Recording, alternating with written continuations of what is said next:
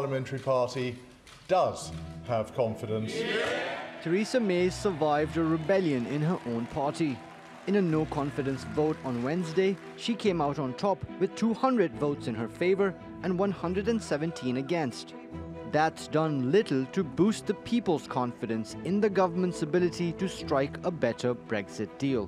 Hopefully they can get behind her now and deliver a decent Brexit, because up to now it's just been total chaos. If she'd gone and somebody had taken over who was an enthusiastic Brexiteer, then we would have stood half a chance. I don't know. No one knows what's going to happen. But, yeah, hopefully a second referendum.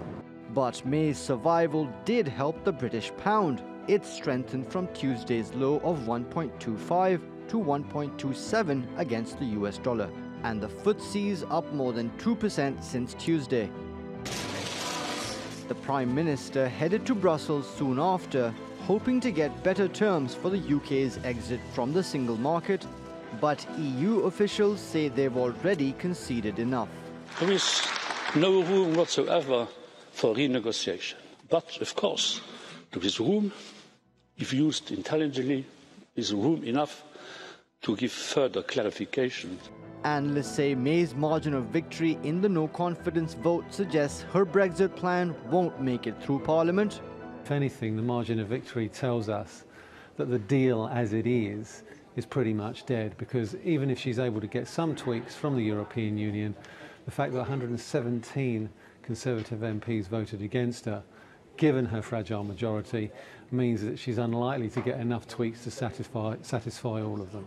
The final parliamentary vote on Brexit's been put on hold until January, giving May time to convince others to support her plan. She's already told her party she won't run for re-election, a necessary condition set by some for voting in her favour in the no-confidence vote. So, with the EU unwilling to make any more changes to the Brexit withdrawal agreement for May, getting support from Brussels or her own party would be nothing short of a Christmas miracle. Mobin Nasir, TRT World. Well, let's talk more about Theresa May's holiday season with Vicky Pryce, a member of the board at the Centre for Economics and Business Research in London. Good to have you back, Vicky. So, Theresa May lives to fight another day, but she does have the gargantuan task of trying to get her Brexit deal approved by the UK Parliament. On that front, she's in Brussels, hoping to get the EU to sweeten that deal to make it more palatable for UK politicians. But what is she hoping to achieve, given that the EU says it's not going to renegotiate? It's absolutely true. The withdrawal agreement is unlikely to change. The Europeans have made that very clear.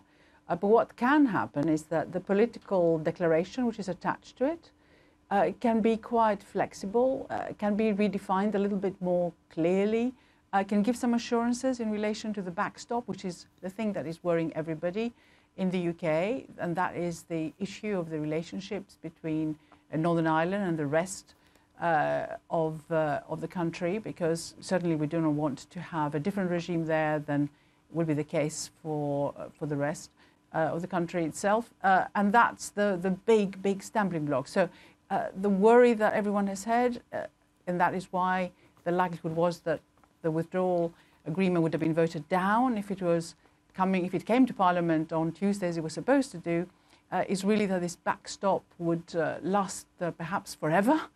And there wasn't any clear power of the Parliament in the UK to unilaterally stop it at the point when it thought that it was no longer needed. So if Theresa May does manage to get an ironclad guarantee from the EU that the Irish backstop will only be temporary, do you think that'll be enough to satisfy people from within her own party and also those in the opposition?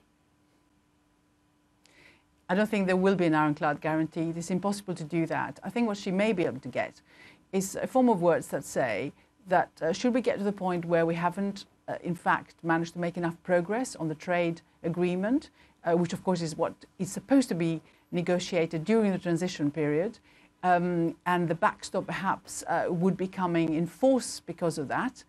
What we have perhaps as a choice, and will have as a choice, and maybe that would be made clear, is for the Parliament to then decide, do we go with a backstop or do we ask for an extra extension of the transition period. And that's, I think, what will probably be made clearer. Theresa May had already said that that's more or less how we can interpret the political declaration that's attached to the withdrawal agreement, but I don't think anyone necessarily took it very seriously. That may be said more clearly in what comes back. But of course, at the end of the day, who knows whether either side will want to hold to whatever that declaration may say, because it's not legally binding, and it will not be legally binding. I think it's more the issue of just making it perhaps clearer what is intended, rather than actually giving any serious assurances. And just very quickly, Vicky, given that the delay in the vote has been delayed in Parliament, possibly until the middle of January, do you think a no-deal scenario is likely here? I think the likelihood of a no-deal scenario has gone up, but so has the likelihood of a referendum. I think MPs are very angry that the vote didn't take place, and I think they would intend to punish her in the end.